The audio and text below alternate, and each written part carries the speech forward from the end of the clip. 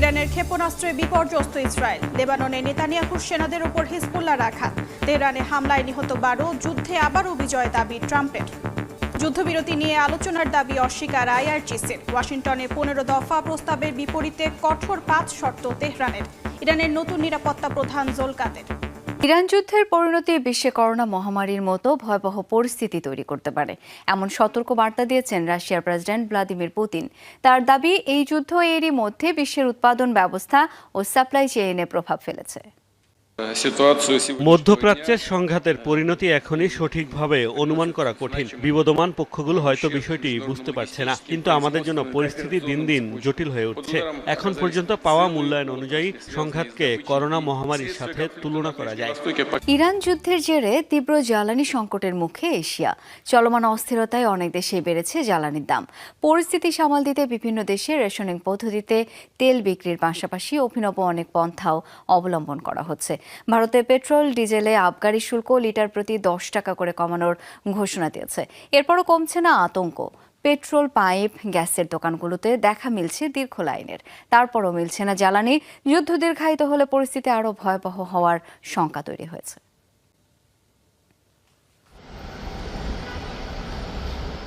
জোড় তারিখে সড়কে চলবে জোড় নম্বর প্লেটের গাড়ি, আর বিজোড় তারিখে বিজোড় নম্বর প্লেটের। জ্বালানি সংকট মোকাবেলায় এমনই এক অভিনব পন্থা অবলম্বন করেছে মিয়ানমার। ইরান যুদ্ধের জেরে জ্বালানির সরবরাহ বিঘ্ন ঘটায় বিক্রিতেও চালু করা হয়েছে রেশনিং পদ্ধতি। মধ্যপ্রাচ্যে চলমান যুদ্ধের কারণে বিশ্বজুড়ে মূলত তৈরি হয়েছে জ্বালানি সংকট। হরমুজ প্রণালী কার্যত বন্ধ হওয়ায় ব্যাপক বেড়েছে জাহাজ চলাচলের খরচ, যার জেরে এশিয়ার অনেক দেশেই এরই মধ্যে বেড়েছে পেট্রোল ডিজেল সহ বিভিন্ন ধরনের জ্বালানির দাম। মূল্য বাড়ানোর পাশাপাশি এরই মধ্যে জ্বালানি ইস্যুতে জরুরি অবস্থা ঘোষণা করেছে ফিলিপাইন সরকার। বিপর্যয়ের শঙ্কায় খাবার, ওষুধ ও কৃষিসহ অতি প্রয়োজনীয় খাতে সরবরাহ নিশ্চিতে এই পদক্ষেপ নেওয়া হয়েছে, যার বিরুদ্ধে এরই মধ্যে বিক্ষোভও করেছেন পরিবহন শ্রমিকরা। এলপিজির চরম সংকটের কারণে ভারতে কাঠ দিয়ে রান্নায় বাধ্য হচ্ছেন অনেকে। বন্ধ হওয়ার পথে অনেক রেস্তোরাঁ। সরকার ঘাটতি নেই বললেও আতঙ্কিত মানুষেরা পেট্রোল পাম্পগুলোতে হুমড়ি খেয়ে পড়ছেন। এমন পরিস্থিতিতে শুক্রবার পেট্রোল ও ডিজেলের আবগারি শুল্ক লিটার প্রতি 10 রুপি করে কমানোর ঘোষণা দিয়েছে দিল্লি সরকার। ঋণের বোঝায় নুয়ে পড়া পাকিস্তানই এখন যুক্তরাষ্ট্র ও ইরানের প্রধান ভরসা। যুদ্ধ বন্ধে আলোচনার জন্য দুপক্ষের মধ্যে যোগাযোগের প্রধান চ্যানেল হিসেবে কাজ করছে পাকিস্তান। এছাড়া পাকিস্তান জানিয়েছে তারা চাইলে খুব শিগগিরই উচ্চ পর্যায়ের বৈঠকের আয়োজন করতেও প্রস্তুত। চরম অর্থনৈতিক সংকটের মধ্যে থেকেও কিভাবে ভূ রাজনীতিতে অপরিহার্য অবস্থানে পাকিস্তান, বিস্তারিত মীর ফজলে রাবের ডেস্ক রিপোর্টে। নিজের ঘরে দেউলিয়া হওয়ার ভয় নিয়েই বিশ্বমঞ্চে শান্তির দূত বেশে হাজির হতে চাইছে পাকিস্তান। ঋণের বোঝায় নুয়ে পড়া পাকিস্তান এখন ওয়াশিংটন আর তেহরানের মধ্যকার সেতুর প্রধান কারিগর। চরম অর্থনৈতিক সংকটের মধ্যে থাকলেও ভূ রাজনীতিতে পাকিস্তান যে কতটা অপরিহার্য, ইরান যুক্তরাষ্ট্রের এই 15 দফার মধ্যস্থতাই তার বড় প্রমাণ। নিউ ইয়র্ক টাইমসের রিপোর্ট অনুযায়ী গত 23 মার্চ পাকিস্তানের সেনাপ্রধান ফিল্ড মার্শাল অসিম মুনির মার্কিন প্রেসিডেন্ট ডোনাল্ড ট্রাম্পের সাথে সরাসরি কথা বলেন এবং ইরানের উচ্চপদস্থ কর্মকর্তাদের সাথে যোগাযোগ করেন। পরদিন পাকিস্তানের প্রধানমন্ত্রী শাহবাজ শরীফ ইরানের প্রেসিডেন্ট মাসুদ পেজেশকিয়ানের সাথে ফোনে কথা বলেন এবং মধ্যস্থতার আনুষ্ঠানিক প্রস্তাব দেন। এরপর পাকিস্তানের মাধ্যমে ইরানের কাছে একটি 15 দফা শান্তি পরিকল্পনা হস্তান্তর করে যুক্তরাষ্ট্র। যদিও এই প্রস্তাবকে অত্যন্ত কঠিন ও অযৌক্তিক আখ্যা দিয়ে প্রত্যাখ্যান করেছে ইরান। 25 মার্চ এক জ্যেষ্ঠ ইরানি কর্মকর্তার বরাতে রয়টার্স জানায়, দুই পক্ষের মধ্যে যোগাযোগের প্রধান চ্যানেল হিসেবে কাজ করছে পাকিস্তান। বার্তা আদান প্রদানে তুরস্ক ভূমিকা রাখছে। এছাড়া পাকিস্তান জানিয়েছে তারা চাইলে খুব শিগগিরই উচ্চ পর্যায়ের বৈঠকের আয়োজন করতে প্রস্তুত। কিন্তু প্রশ্ন হচ্ছে, বর্তমান প্রেক্ষাপটে কেন এত গুরুত্ব পাচ্ছে পাকিস্তান? যে কোনো সময় ভেঙে পড়তে পারে ইসরায়েলের সামরিক বাহিনী, এমন সতর্কতা জানিয়েছেন স্বয়ং ইসরায়েলি সেনাপ্রধান নিজেই। ইসরায়েলি বিভিন্ন গণমাধ্যম বলছে, চলতি সপ্তাহে নিরাপত্তা মন্ত্রিসভার এই বৈঠকে ইয়াল জামির দাবি করেন ক্রমবর্ধমান চাহিদার কারণে তীব্র জনবল সংকটের মুখে তাদের সেনাবাহিনী। একের পর এক যুদ্ধে জড়িয়ে পড়ার কারণে অরাজকতা দেখা দিতে পারে সামরিক বাহিনীর মধ্যে, যার কারণে পতন হতে পারে আইডিএফ-এর। বর্তমানে কমপক্ষে 15,000 সেনার ঘাটতি রয়েছে ইসরায়েলি বাহিনীর।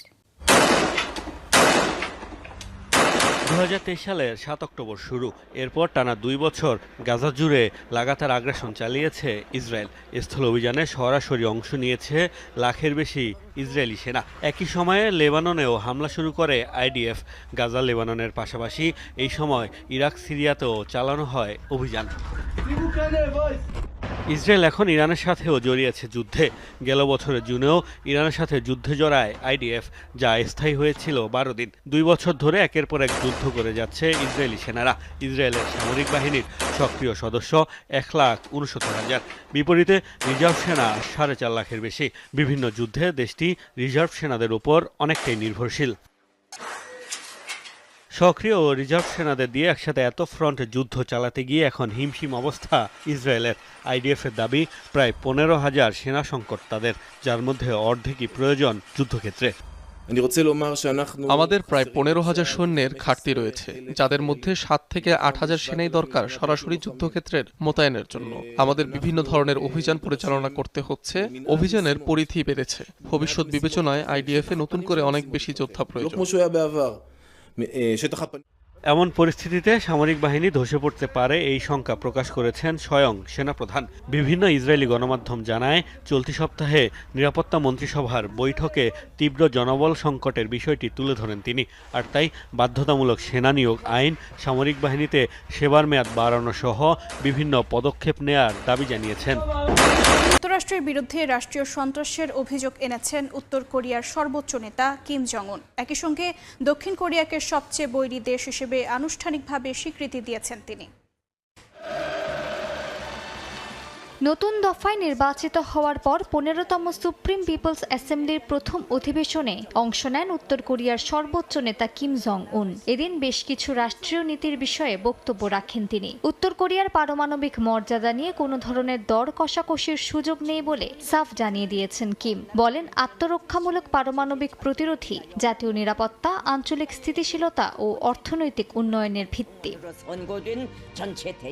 অধিবেশনে মার্কিন প্রেসিডেন্ট ডোনাল্ড ট্রাম্পের নাম না নিয়েই যুক্তরাষ্ট্রের প্রতি সতর্ক বার্তা দিয়েছেন উত্তর কোরিয়ার সর্বোচ্চ নেতা। বলেন, যুক্তরাষ্ট্র বর্তমানে বিশ্বজুড়ে রাষ্ট্রীয় সন্ত্রাস ও আগ্রাসন চালাচ্ছে। শত্রুদের হুঁশিয়ারি দিয়ে বলেন, সংঘাত নাকি শান্তিপূর্ণ সহাবস্থান বেছে নেবে সেটা তাদের সিদ্ধান্ত। পিয়ংইয়ং যে কোনো পরিস্থিতির মোকাবিলা করতে প্রস্তুত বলেও হুঁশিয়ারি দেন তিনি। একই সঙ্গে দক্ষিণ কোরিয়াকে সবচেয়ে বৈরী রাষ্ট্র হিসেবে আনুষ্ঠানিক স্বীকৃতি দিয়ে সম্পর্কের নতুন কাঠামো নির্ধারণ করেছে পিয়ংইয়ং। সিওলের যে কোনো পদক্ষেপকে সার্বভৌমত্বের হস্তক্ষেপ হিসেবে দেখলে নির্দয় প্রতিক্রিয়ার হুমকি দিয়েছেন কিম। এই অবস্থান দুই কোরিয়ার মধ্যে অবশিষ্ট কূটনৈতিক যোগাযোগ আরও সংকুচিত করতে পারে বলে মনে করছেন বিশ্লেষকরা। অধিবেশনে সমাপনী বক্তব্যে কিম দেশের প্রতিরক্ষা ব্যবস্থা আরও জোরদার করার প্রত্যয় ব্যক্ত করেন। স্পষ্ট করে দেন, উত্তর কোরিয়ার পারমাণবিক মর্যাদা কখনোই পরিবর্তন করা যাবে না।